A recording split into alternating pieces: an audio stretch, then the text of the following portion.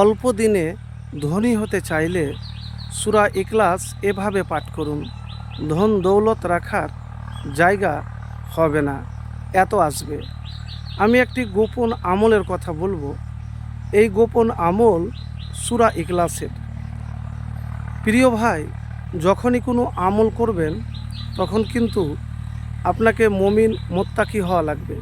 মুমিন মুত্তাকি না হতে গেলে আপনার আমল কবুল হবে না।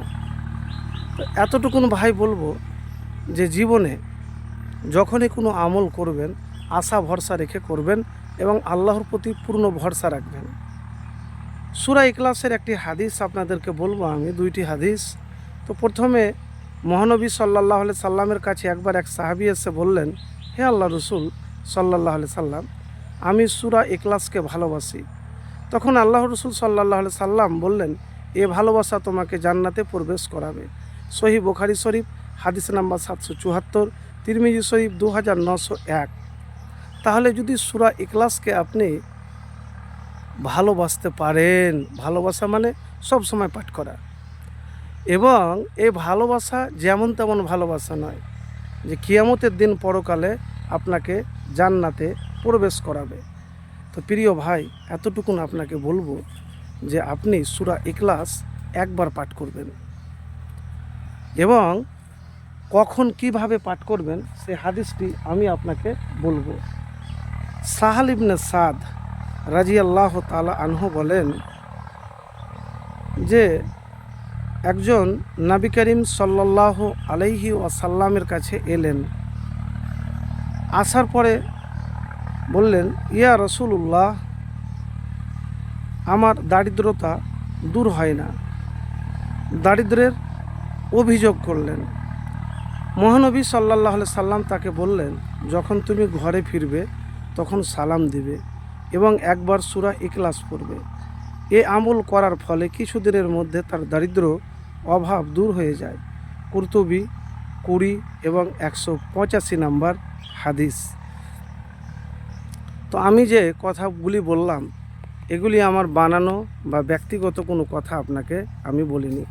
এতটুকুন বলবো ভাই, আমল যখন করবেন আপনি তখন আশা ভরসা রেখে আপনি আমল করবেন এবং আমলটা কীরকমভাবে করবেন, নিখুঁতভাবে বিশুদ্ধ হয়ে আপনি আমল করবেন। তো ঘরে যখনই যতবার আপনি প্রবেশ করবেন দিনে, প্রথমে আসসালামু আলাইকুম ওয়া রাহমাতুল্লাহ, তারপরে আপনি ইখলাস পাঠ করবেন। তো পবিত্র হয়ে পাঠ করলে বেশি ভালো। ইখলাস সূরা হলো বিসমিল্লাহির রহমানির রহিম, কুল হু আল্লাহু আহাদ আল্লাহুস সামাদ লাম ইয়ালিদ ওয়া লাম ইউলাদ ওয়া লাম ইয়াকুল লাহু কুফুওয়ান আহাদ।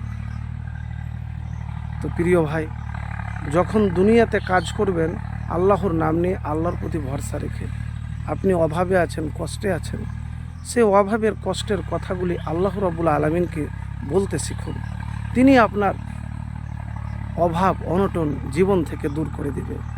কিন্তু দোয়া তখনই কবুল হবে, আমল তখনই কবুল হবে যখন আপনি আল্লাহর প্রতি ভরসাকারী হবেন, সব হারাম থেকে বাঁচবেন, 5 ওয়াক্তের নামাজি হতে হবে, বাপ মার সাথে সুসম্পর্ক রাখতে হবে।